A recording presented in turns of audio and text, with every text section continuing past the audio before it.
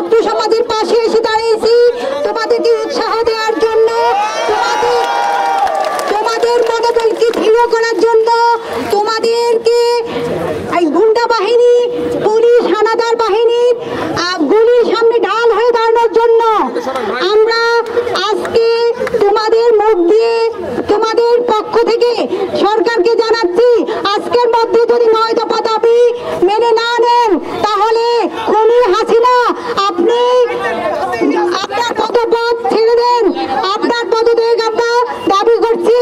আপনি নির্লজ্জের মতো গণতন্ত্রকে হত্যা করে, ভোটের অধিকারকে ক্ষুণ্ণ করে, রাতের অন্ধকারে ভোট কারচুপি করে ক্ষমতায় বেশি বসে আছেন। আপনার এই লজ্জিত মুখ, আপনার এই নির্লজ্জ মুখ আমরা দেখতে চাই না। আপনি আমাদের 98% জনগণকে রাজাকার আখ্যা দিয়েছেন। আপনি জাতির সামনে ক্ষমা চাবেন, আপনি ক্ষমা চান এবং নির্লজ্জ এই চেহারা আর দেখাবেন না জাতির সামনে। পদত্যাগ করেন। আমরা আপনার পদত্যাগ দেখা না পর্যন্ত এই ছাত্রদের পাশে রাজপথে থাকবো ইনশাআল্লাহ।